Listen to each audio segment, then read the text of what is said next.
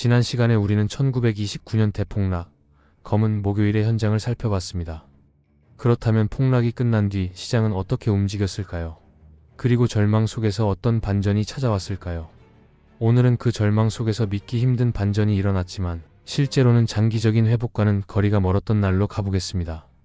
1933년 3월 15일 수요일, 다우존스 산업평균지수가 단 하루 만에 약 15.34% 상승했습니다. 다우지수 역사상 가장 큰 단일 거래일 상승률이었고 지금까지도 깨지지 않은 기록입니다. 이날은 시장에 강렬한 인상을 남겼지만 그 후의 궤적은 달랐습니다. 단기 반등은 있었지만 그 뒤엔 또 다른 하락과 긴 회복의 여정이 기다리고 있었죠. 하지만 이런 극적인 하루가 오기까지 미국은 깊은 절망의 시기를 지나고 있었습니다. 1933년 3월, 미국은 대공황의 가장 깊은 터널 속에 있었습니다. 1929년 폭락 이후 3년 반이 지났지만 상황은 오히려 더 악화됐습니다. 다우지수는 1929년 381포인트에서 1932년 7월에는 41포인트까지 떨어졌습니다. 하락률은 무려 89%였습니다. 자동차 판매량은 약 445만 대에서 약 110만 대로 급감했고 기업은 약 10만여 곳이 문을 닫았습니다. 연방예금보험공사 자료에 따르면 1929년 초 약 2만 4천 개였던 은행이 1933년 3월에는 약 14,000개만 남았습니다. 1930년부터 1933년까지 약 9천 곳 이상의 은행이 문을 닫았는데 이는 매일 평균 3곳 이상이 문을 닫았다는 의미입니다. 수십만 명의 예금자들이 하루아침에 평생 모은 돈을 잃었습니다.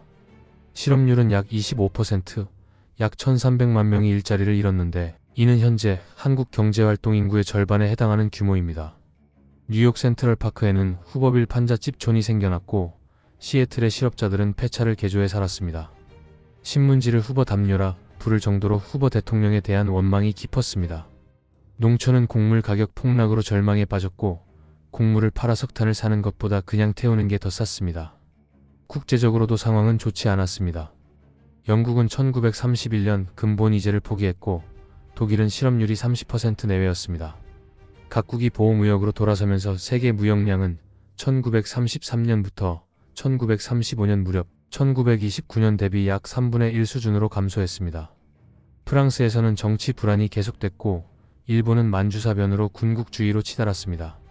전 세계가 경제와 정치적 혼란 속에 빠져있던 시기였습니다. 이렇게 전 세계가 혼란에 빠져있던 가운데 미국 국내에서는 마지막 결정적 위기가 터집니다.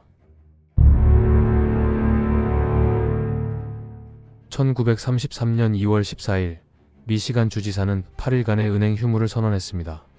이는 전국 은행 위기의 마지막 도화선이 됐습니다. 디트로이트는 미국 자동차 산업의 중심지였지만 대공황으로 판매 급감과 함께 큰 타격을 입었습니다. 포드 창업자 헨리 포드는 거액을 디트로이트 주요 은행에 예치했는데 폭구 금융공사는 대출 조건으로 그 예금을 후순위로 전환할 것을 요구했습니다. 이견으로 협상이 결렬되면서 은행 휴무가 선언됐습니다. 미시간 은행 휴무 소식은 전국을 강타했고 인출 사태가 확산됐습니다. 2월 말에는 인디애나, 오하이오가, 3월에는 일리노이, 펜실베이니아, 뉴욕이 은행 휴무에 들어갔습니다. 3월 4일 델라웨어가 마지막으로 문을 닫으며 48개 주 모두 은행 휴무 상태가 됐습니다. 루스벨트 취임 당시 미국에서 정상 영업 중인 은행은 거의 없었고 현금 인출은 불가능했습니다.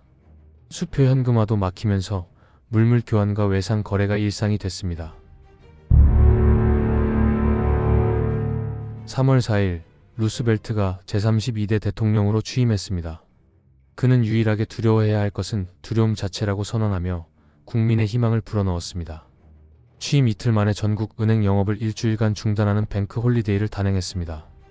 일부 비판이 있었지만 그는 비상 상황엔 비상 조치가 필요하다고 밀어붙였습니다.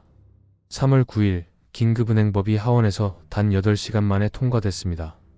건전한 은행만 재개하고 부실 은행은 정리제 조직하는 내용이었으며 금 유출 통제 권한을 부여했습니다. 3월 12일 루스벨트는 첫 노변 담화를 통해 위기 상황과 대책을 국민에게 쉽게 설명했고 신뢰를 회복했습니다. 3월 13일부터 은행들이 재개되자 인출보다 예치가 더 많아졌습니다. 3월 14일 주요 도시 은행들도 재개되며 신뢰가 확산됐습니다. 3월 15일 전국 은행이 모두 문을 열고 월스트리트 거래도 재개됐습니다. 전문가들은 하락을 예상했지만 매수세가 폭발하며 다우지수는 15.34% 급등했습니다. 시장 총 가치는 약 30억 달러 증가했고 거래량은 평소의 3배에 달했습니다. 그러나 이 반등은 오래 지속되지 않았습니다. 몇 년 후 다시 찾아온 경기 침체와 정책 변화가 시장을 무너뜨렸기 때문입니다. 1937년 정부 지출 축소와 금리 인상으로 다우지수는 약 49% 하락했고 1938년에는 실업률 재상승과 산업생산 30% 감소를 겪었습니다. 결국 진정한 회복은 제2차 세계대전과 군수 생산 확대 이후에야 가능했습니다. 이는 단기 반등이 곧 회복을 의미하는 것이 아니라는 강력한 사례로 남았습니다. 경제사학자들은 너무 이른 정책 정상화가 더블딥을 불러왔다고 분석합니다. 정책 대응의 중요성과 소통의 힘 및 심리의 역할을 이해하는 것이 필요하며 신속과감한 조치가 시장 심리를 바꿀 수 있습니다. 역사가 반복된다. 정부가 개입하면 무조건 상승한다. 바닥 매수는 반드시 수익이다. 라는 생각은 위험할 수 있습니다. 현대에도 위기 정책 개입, 심리 반전, 단기 상승 패턴은 나타납니다. 그러나 정보 속도, 정책 도구, 시장 구조는 1933년과 완전히 다르며 과거 사례로 현재를 단정 짓는 것은 신중히 접근해야 합니다. 우리가 과거를 돌아보는 이유는 단순히 옛날 이야기를 하기 위해서가 아닙니다. 그 속에서 반복될 수 있는 패턴과 다시는 되풀이해서는 안 될 실수를 찾아내기 위해서입니다. 1933년 3월 15일은 역사상 가장 극적인 하루 중 하나였습니다. 은행 시스템이 마비됐던 나라가 단 열흘 만에 신뢰를 회복하고 주식시장이 하루에 15% 넘게 폭등했죠. 그러나 그 뒤 다시 찾아온 침체는 위기 후 반등이 반드시 장기적 성공으로 이어지지 않는다는 점을 증명했습니다. 시장은 정책, 심리, 그리고 전 세계 정세라는 수많은 변수에 영향을 받습니다. 그래서 한 번의 급등만 보고 모든 걸 결정하는 것은 위험합니다. 따라서 우리는 단기적인 가격 움직임보다 변화의 원인과 그 지속 가능성을 먼저 살펴야 합니다. 정부 정책 발표 후에 무조건 매수를 한다던가 역사적으로 이때 샀으면 돈 벌었다는 단순 판단이나 지금이 바닥이라며 전 재산을 투자하는 행동은 피하는 것이 좋습니다. 역사는 분명 강력한 교훈을 줍니다. 그러나 그것은 단순한 매매 신호가 아니라 앞으로의 판단에 참고할 수 있는 나침반입니다. 이 나침반을 제대로 활용하려면 냉정함과 인내, 그리고 자기만의 원칙이 필요합니다. 투자의 본질은 확실한 정답을 찾는 것이 아니라 불확실성 속에서 자신이 감당할 수 있는 범위 안에서 최선의 선택을 하는 데 있습니다. 단기 급등에 흔들리지 않고 장기적인 시야를 유지하며 시장보다 스스로를 먼저 이해하는 것. 이것이야말로 역사를 배우는 진짜 이유입니다. 투자는 신중하게, 역사는 겸손하게 배우는 태도가 필요합니다. 구독과 좋아요는 더 깊이 있는 콘텐츠를 만드는 데 큰 힘이 됩니다.